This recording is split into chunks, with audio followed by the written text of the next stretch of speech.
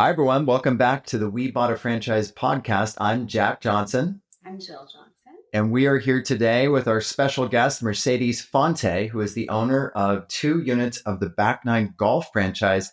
Mercedes, welcome to the show. Thanks for joining us today.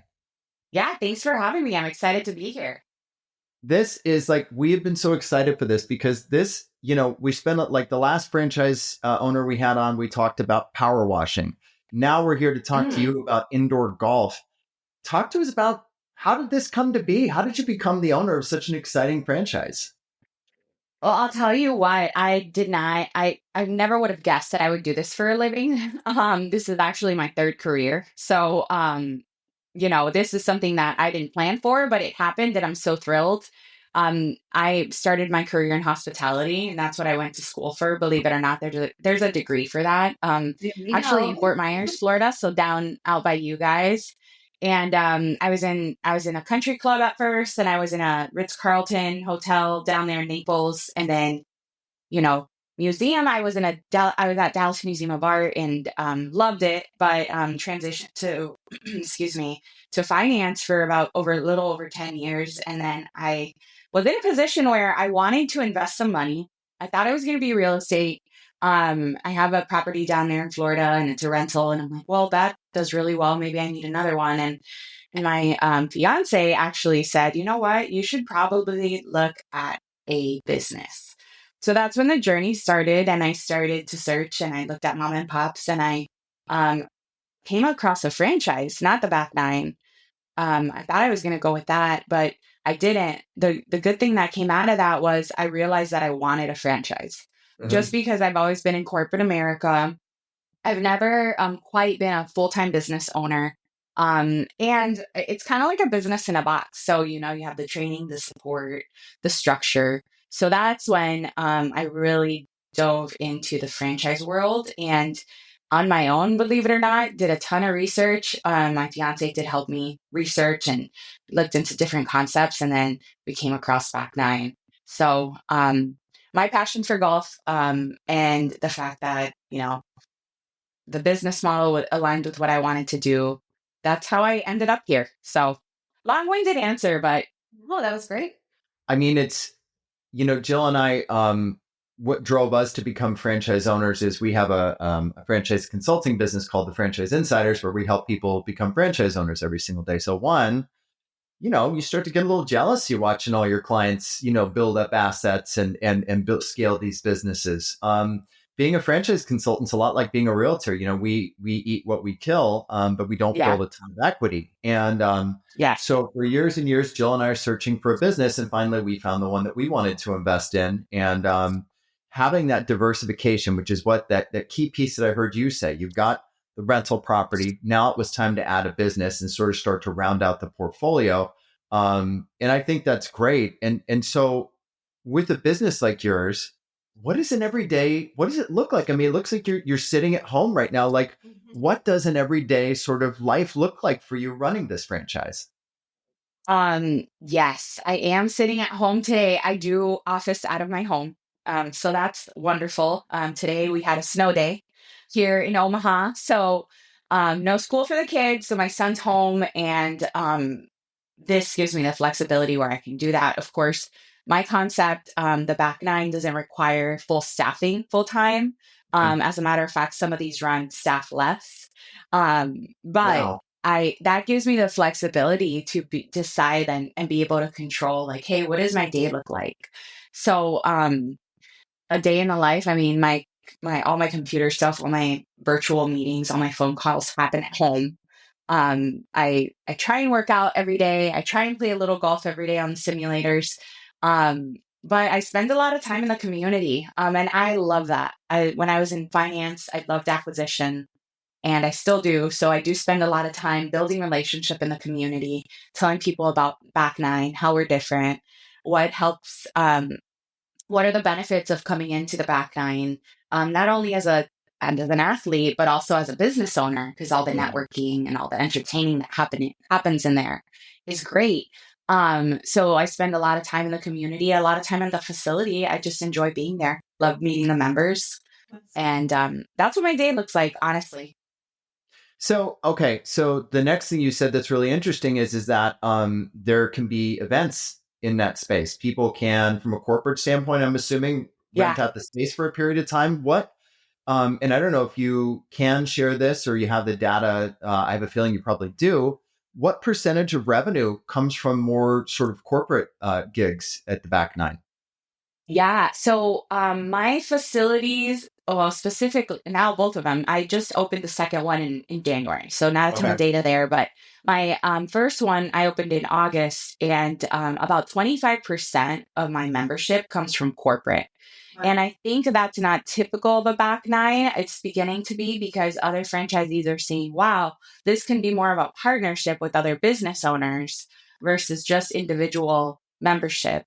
So that's starting to grow in that. But a lot of those relationships that I had from my previous roles, I was able to integrate into this to say, hey, for business owners, do you want to entertain your employees? We have some leagues that come out Mm. of employee engagement opportunity. We have private events, whether it's with clients or employees. So there's a lot of different opportunity, but about 25% of my revenue comes from the corporate side. So mostly Okay. membership, but also events and leagues. Amazing.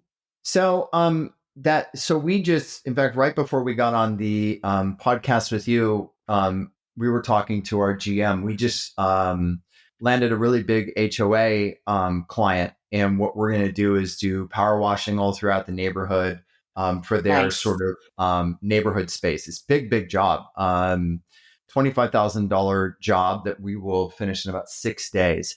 And Nice. so, yay, big job, but it's like they don't, as part of the deal, they didn't want to do a deposit and they wanted to pay in full once the job was complete, and their terms are like 14 days.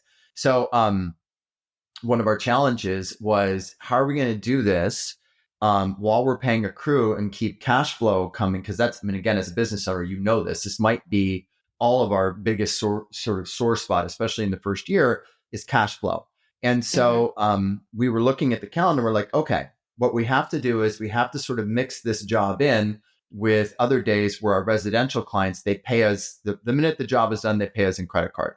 So we determined that, okay, over a 2 week period, we're going to stick these 6 days in there, interspersed with residential jobs that will pay us, Right. to sort of mitigate that the sort of cash flow challenge that it presents. And I think we came up with a solution that works. So now this is leading into my next question for you. When you do corporate events like that, do they do a similar thing with how they're paying you, or do they pay instantaneously for those types of events? Most of the time when I require is 50% upfront. Okay. And so then they pay the day of the event, the rest of it. Well, I thought it was interesting that you said that they can run without someone. So how does that work? Like, what does your staffing situation look like? Yeah. So this concept is the best way to describe it. It's kind of like a 24-hour fitness for golfers. Okay. So basically, members we provide an app for members. They book online or on the app, and then there's a button right on the app or a button that gets texted to the person that doesn't have the app to open the door. So Wow. basically, they're securing their booth or their bay online the whatever time they want to come in, and then they get in with this button. And then once they're there, I mean, it's pretty much self service. They turn on the simulators. Some people have an account where they report all their stats and kind of stay on top of that. And then other people, just want to play, just want to practice or play a round of golf. So that's been huge because that means that we don't have to have somebody there all the time. Do you have someone there during like normal business hours or just as needed? Sometimes Yeah. we do have some franchisees, I mean, that do have staff there full time during the day. My or locations, I don't have somebody there full time, but we do give free demos. So we want to be there when somebody schedules a demo. We do have public tea times, so it's not member only. Okay. So sometimes people, when they come in for the first time, they kind of want to see what it's like, and so we do have somebody there for those things. But not all the time. No. Yeah, that's great. And we can play at like a number of different like real life courses, right? Virtually. Is that the thing? Yeah, it's super cool. We use full swing technology. So one of the top, if not the top in the industry. Not sure if you've seen the TGL, Tomorrow's Golf League, Tiger Woods out there in Jupiter, Florida. Um, they use the full swing. So it's top notch technology. And it's cool because almost every month we get one course that's new. So it's kind of fun to see what course is out there. But there's courses from all over the world. We even have a Nebraska course, Dismal River, that's really well known. It's one of the top courses out here and in the nation. And so it's kind of cool that you can play these courses and potentially then go out there and actually book a tee time in the actual course and see how you do. That is super cool. And do you think, like, so for me, like, I'm a terrible golfer, but I would love to be better at it, right? But Yes. is this something? Obviously, I see the appeal, just like the gym for someone that works out every day. Clearly, I see the appeal. Especially, I think I would also think being in a cold weather state where you guys deal with snow days, being able to go play around, in the comfort of a retail environment is wonderful. But are there specific programs for beginner golfers as well?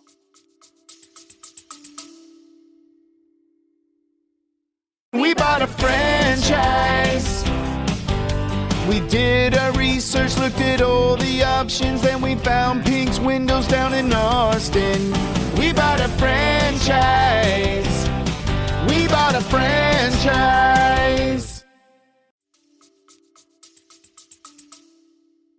Yeah, so I love that we give the opportunity for people that are, intimidated by going out on a golf course. It's not the same when you're learning out there and there's like people behind you and you're kind of nervous that maybe you'll hit somebody or hit somebody's house. So I think, and then lose all your golf balls. Yeah. So this gives a perfect environment for golfers of all skill levels. So if you're a beginner, you can go in there and practice where, it's semi-private. Nobody's really watching. Nobody's really pressuring you. The other thing is we do have golf pros that teach in our facility. So even if it's like your first lesson, or we have programming where sometimes we have group lessons. So just getting in there, figuring out, hey, what is it that I want to work on, whether it's by myself or partner with a pro that can give me some pointers. And then I can go in there and practice every day if I want to. And I've gotten a lot of feedback from our members that we've had a couple nice days here this winter, but they've been able to go out into the course and play outside and they see the difference. So that's super exciting that it's actually making a difference for people and not just fun, but improving their game. And how does the franchisor help you facilitate those relationships with local pros, or is that something you have to do? Like, how does that work? Yeah, it's interesting because boots on the ground, it's like you're running your own business. I don't know how it is in the power wash world or with your franchise, but boots on the ground, this is my business. This is my baby. All of the relationships are facilitated through me and my team. Now, the franchise does do a great job in going out there and partnering with big organizations like Titleist. I know that there's a partnership there. Obviously, with Full Swing, there's a great partnership. And among others, even Travis Matthews, some of the golf apparel brands. We have partnerships with a lot of these different organizations and businesses. So it's nice to leverage those, but locally, it's really boots on the ground, getting out there, meeting these people, connecting. So they do a lot of training, but at the end of the day, it's all on you, like any other business. Franchise owner makes the franchise special. It's always been the case. It's what you do as a franchise owner. A great franchisor can give you all these tools, structure, support, but ultimately you've got to be the one with the urgency to go build that business. And that's, we were talking to another franchisor about this, in that we have a term called resales. So when somebody doesn't want to own their franchise anymore, they sell it to someone else. And, historically, I think we on the franchise development side have sort of looked at resales as, not an ideal thing. And I really do think that's changing. Inherently in any franchise, you're going to have 5 to 10% that wants to sell their business or isn't a fit for the business.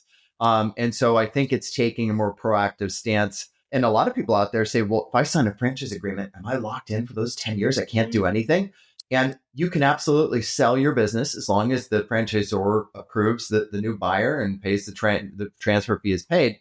Anyways, I don't know why I went down that path, but it goes back to what you said. Ultimately, we as the franchise owners, we're the ones responsible for making the business go.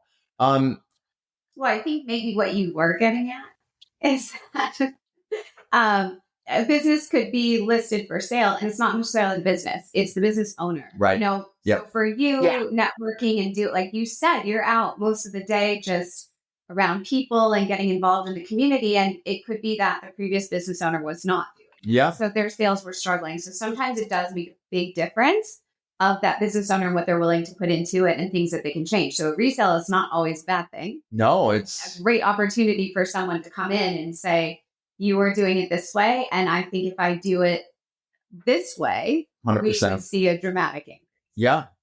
No, I think that's really well said. And it's why, Mercedes, full disclosure, when we contact franchisors about pairing us with franchise owners, we say, give us top performers, because we want people who listen to our show, who are thinking about becoming franchise owners, to learn from top performers.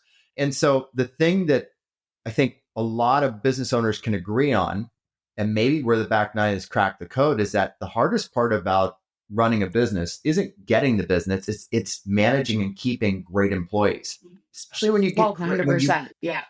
when you get those really good ones. It's like, oh my gosh, look at how much better the business runs.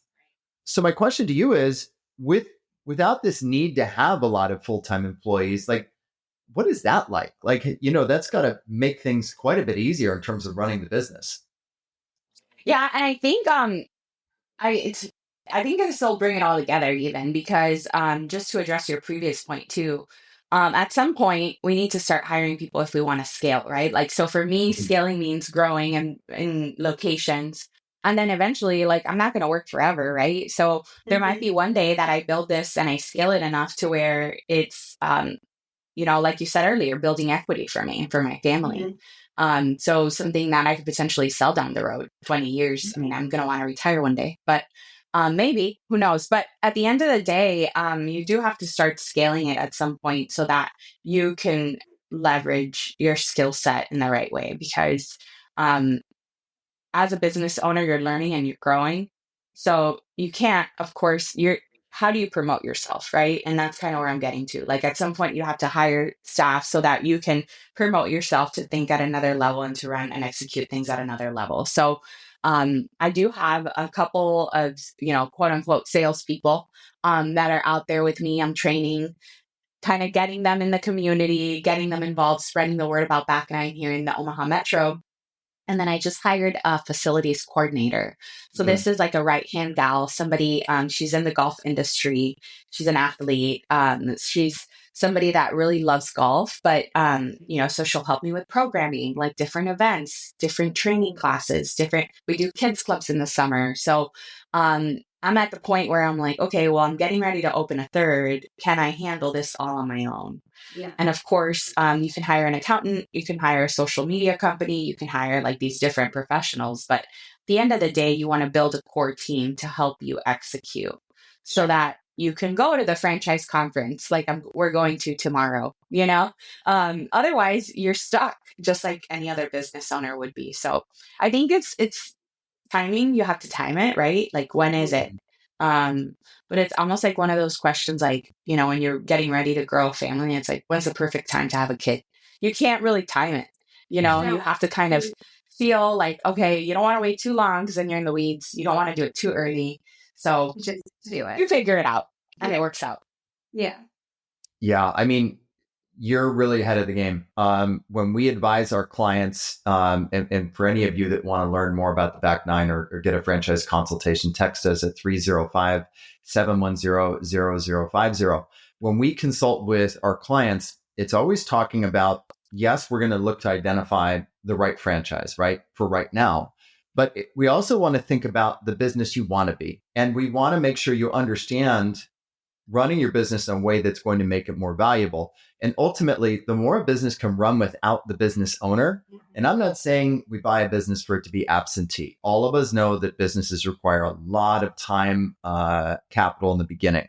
But ultimately, business owners need to build the business to run without them if they want to have a successful exit, meaning that they can sell for a 3-4 times multiple. So those things that you're saying are very wise and very true. And we looked at it the same way. We bought all of Palm Beach County for Pinks, and we hired a GM, and he's worth every penny. He's a great guy, but we pay him a great salary because we wanted to build a company that could grow and ultimately have 15, 20 trucks one day. Yeah.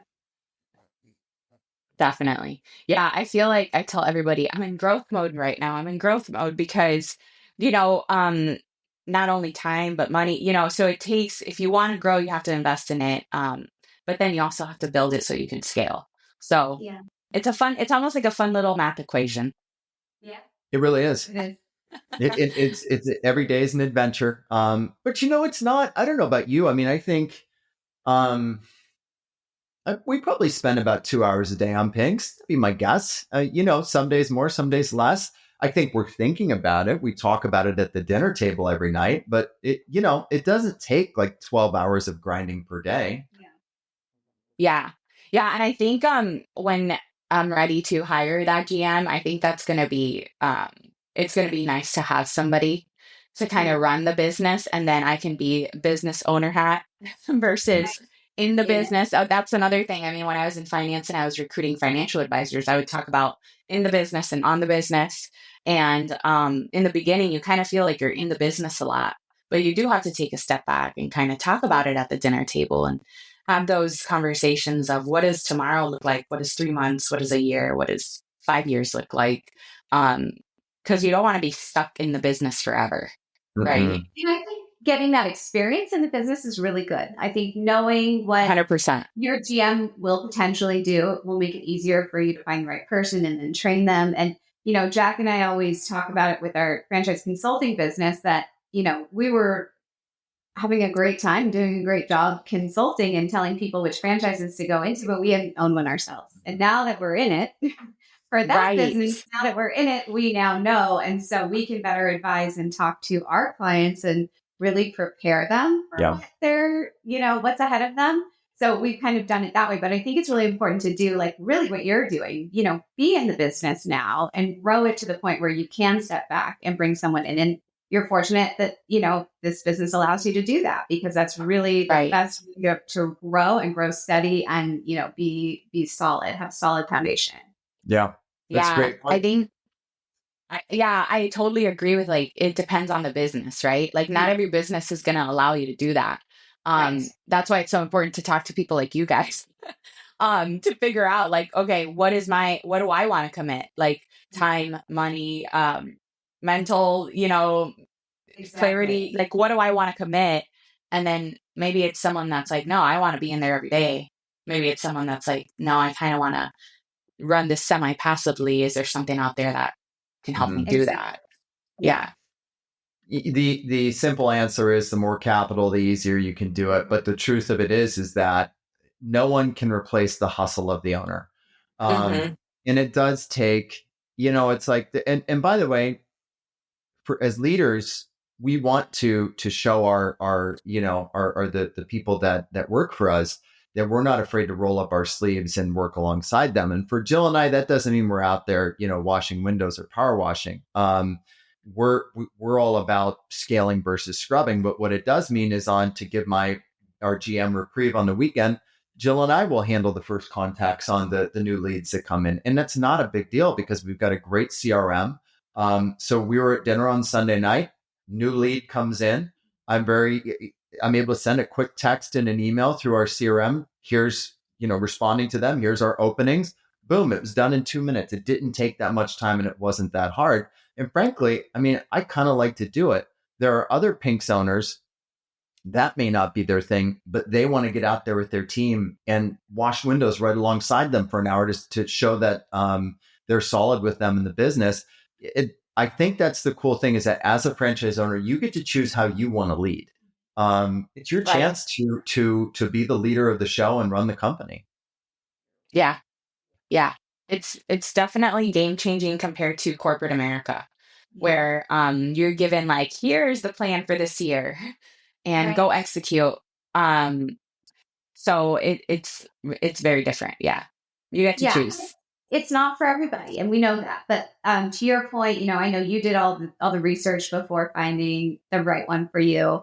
We love when people come to us because we can walk them through all this too. Because there are some franchises where you can get a playbook, and this is how you do it, and there's not a lot of flexibility. And we want to find the right match for people, Right. And that's so important to do that. And hearing your story is also great for our clients to hear and for everyone to hear that you can do it. You can have a work-life balance. You can take a snow day and it's okay. The business is still running and still doing well. And I think it's really important for people to see all the different types of franchise opportunities that are out there. Yeah.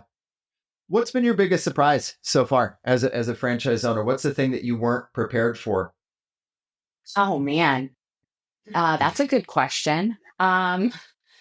Let's see. I wasn't prepared for growth this quickly. I wasn't Good problem. anticipating that I was going to have an opportunity to open a second and then a third. I really thought it would take me more time to even think about it. That has been the absolute biggest surprise, to be honest. And I think it all stemmed from the amount of interest in this brand and in this concept, because there are so many people out there looking at this opportunity. And once I brought it to market, I was the first in the Midwest. And once I brought it to market, people were like, whoa, what is this? I want to do this too. So I had to make a choice of like, hey, do I want to, if I'm able to, do I want to move forward with the second and third location? And luckily I was. But yeah, that was surprising. That brings up another question that I've received in regards to the back nine when I've showed it to prospective franchise owners. They've said to me, "Oh man, I feel like those things are popping up on every block now." Yeah. What's your thought when you hear that comment? I think I think we're different. I think obviously the back nine is different. And I can get into why, but I also feel like this concept, we're right at the beginning of this opportunity. So what I'm trying to say is golf is going to be around forever, right? People are going to want to golf forever. Right now, I mean, golf simulators have been around for a really long time. Right now, they're kind of exploding. And I feel like it's because people are seeing it as a training facility, not just something they do in the cold season or when it's too hot outside. So now it's almost like a fitness center for golfers where they get to go and work on their game. They book their tee time. They can go every day, 24/7, any time of the day, and stay up on their game year round. And even when it's like beautiful out and they're playing the course, they want to come in and train 3 times a week so that they don't, like we said earlier, go out there and lose every golf ball like I usually did. Now I'm losing about half as many. So I think that there's a market for it. 100% there is. I think that our concept is different because it's not a bar. So some people want to go use them to have fun and play with their friends and, have a drink and have a couple bites to eat. Other people are actually wanting to work on their game and like train. And we're really, that's more of our clientele. Of course, you can come on the weekend, play around the golf with your friends, in the simulator, but a lot of our members and the people that come into back nine are golfers, or they want to be golfers and they really want to work on their game. So that's kind of, there's a market for it. Yeah. Training versus like a social, like you guys are focused more on the training and the skills. Yeah. Because like you said, come have a drink and yes, it's not a party scene. It's family oriented. It's professional. It's, and then at the end of the day, absolutely have fun with it. I have people invite their friends and come play and get ready for playing outside or, but it's more of a year-round thing. It could get oversaturated. I don't know. So that's where it takes like our strategy and like, how can we be different? How can we be better so that we can stand out among the others? But yeah, that's a great question. If you think about it, how many different gyms are there? There's a different kind of gym on every corner. And people have their brands that they're loyal to. Equinox members are different than 24-hour fitness members. So like you said, I mean, there's room for growth. And the other thing that you said, golf's going to be around forever. I mean, look at it as I feel like anytime we're landing in a plane, no matter what city we fly into, we fly over big, beautiful golf courses. And even in cold weather, we see people out there. And it just occurred to me that, and this audience, people who golf is important to, I would argue that is an audience that's probably pretty insulated from economic ups and downs. They probably have the type of disposable income that's pretty consistent and predictable. So you probably won't see much fluctuation with your business. And for the right consumer, it just like fitness is, it's need versus want. Mm-hmm. Yep. That's, golf is expensive. Mm-hmm. So you need to have that disposable income. And that's really our target market. The cool thing with Back Nine, though, it does make it affordable because it's not as expensive as going to join a golf course. Right. It does make it affordable for somebody. I think about it like I put myself in the shoes of my client, right? So when I was in finance, I could not, at the time I was building my book of business, I could not go join a golf course, but there was so much business done on the golf course. So I was like, I can't go out there and look like a fool, swinging my club and not getting the ball anywhere. So I think about it as like, that was me. Some of my members, they are young professionals. They want to do business. They want to be out on a golf course and they don't want to look ridiculous. Mm-hmm. So they come in, it's affordable. Prices start at $140 a month. So they get to go in there, book an hour, practice and up their game, have fun and be able to go outside and do business on the golf course like everybody else. I love. And it's all app based, right? We don't have to call anybody. We can just do it all via the app. Yes. Amazing. I love that. Yeah. Don't have to talk to people. Don't have to look foolish in front of people. I'm telling you. We may have to buy the franchise gone here for sure. Yeah. Does a lot for your confidence. I'll tell you that much. Yeah. Well, it is. I mean, in South Florida, golf is huge here, and we belong to a golf club, and we don't golf, and it's exactly that reason. Yeah, we were just talking to friends the other night. We were saying, "Come with us; it's fun." We're like, "We're really bad," but maybe we could secretly get good. Yeah. And then when we finally accept the invitation, they'll be blown away. Right. Now we'll show up. I love that. Here we are. I love that. Yeah. I mean, it's interesting to think of it that way. You don't get the ability to practice every day. When I see the fees for even just being members at all our country club, it's a lot. So you're not going to be out there golfing every single day. It's going to rack up a lot of money. So if you could do something in the meantime and practice and keep your skills up, right? Then like you say, you're not wasting the one day that you do go out there. I mean, I do still like going for the restaurants. That's for me. It's fine. Yeah. That's really cool. Hey, can we talk? The cool thing is, I was just going to say something real quick that I think it's fun, but a lot of people get really excited out here because there's not much to do outside of golf. There's like golf, hunting, and good restaurants. Yeah. And, there's these really cool courses that are really hard to get into. And it's like, imagine you pay all this money to go play at this really cool course and then your ball you can't even play because you're being pushed because you're taking too long. So it's a game changer. It really is. I love that. I've really never thought of it that way, and I love that. You're in Omaha, right? Yes. We've heard that now multiple times that the restaurants in Omaha are fabulous. Yeah. And like beautiful, I'm going way off track now, but like great looking communities and houses. Like I don't know that enough of the country is aware of how cool Omaha is. Yeah. You need to come to Omaha. Believe it or not, I'm from Miami, Florida. And I've only been here for 3 years and I was so pleasantly surprised. Like the restaurants are great. The people are amazing. We're in the middle of the country. So I'm from South Florida. It's hard to get out of Florida.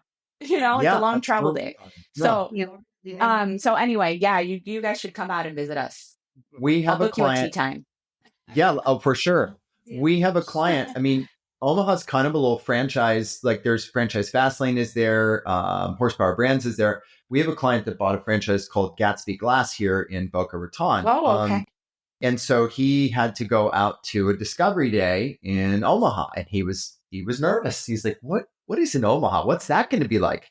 And he came back and he's like, no, it's really cool there. So we've now heard that multiple times. Okay, here's my last question for you. How long have you been open? So my first location was July was soft open, August was grand opening. Okay. 2024. So So here not you quite are. a year. You're almost a year.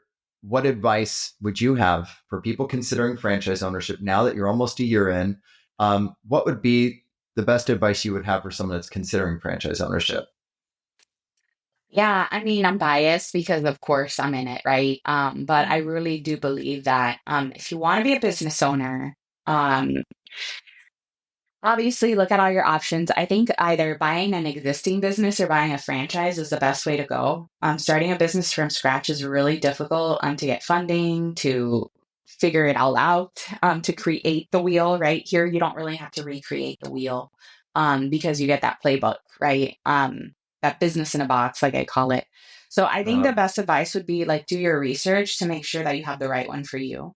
Because it could go fantastic or horribly wrong if it's not the right franchise, not the right, not only like the business model, but also like the team, like the corporate team behind it. Right. You have to make sure that like there's a lot of synergy with what they want to accomplish in the future and what you want to accomplish in the future, and how can you be a part of that team.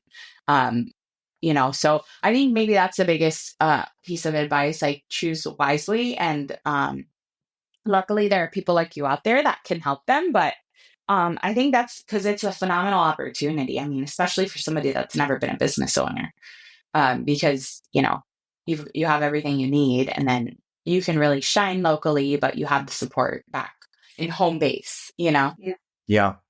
No, I think what you just said is spot on. It is about the people.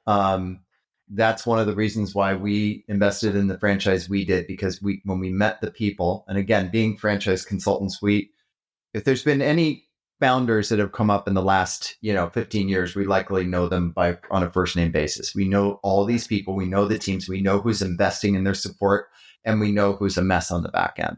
And one of the main reasons we invested in the franchise we did is because we like the layers of support, the team. I mean, heck, I text with the founders of our company on a consistent basis. And they're always so helpful and yes, encouraging. I mean, everyone wants the same thing. Everyone wants to win. So when you're right. When you buy a franchise, you have a whole team of support behind you. They want you to succeed. You want to succeed. You just have like a big group of people that all want to do well. So, you love that. You love having that, positive energy and the support behind you, and you don't get that when you start your own business. It's just you. No, I mean, so Jill made an awesome point. Franchisors don't make any money off franchise fees. That $50,000 that we pay for a franchise fee, that goes towards training. It's a symbiotic relationship in that they make money off royalties. And the only way they make good royalty money is if your franchise is collecting a lot of gross revenue. So we all sort of are on the same team, and we all sort of have the same goal, like Jill said. So where's your guys' franchise conference? Where are you going? St. George, Utah. Oh, cool. Perfect. Yeah. What a perfect place for a golf franchise to have a conference. Yeah, that's where our home base is. That's where the home office is. So awesome. Yeah, I'm excited. Well, enjoy it. Thank you for being so generous with your time. For all of you out there who'd like to learn more about the Back Nine, please text Jill and I at 305-710-0050. We'd be happy to get you connected and figure out if your territory is still available. I know it's moving pretty quick, so don't mess around. Yeah. Mercedes, Thank you so much for your time today. We really appreciate spending some time with you. Thank you for having me. Appreciate it. And that's it for the We Bought a Franchise podcast for this week. I'm Jack Johnson. I'm Jill Johnson. And we'll talk to you next time. Take care. Okay. We bought a franchise. We did our research, looked at all the options, then we found Pink's Windows down in Austin. Now we got a truck and a team, and we're gonna make this whole town clean. We bought a franchise. We bought a franchise.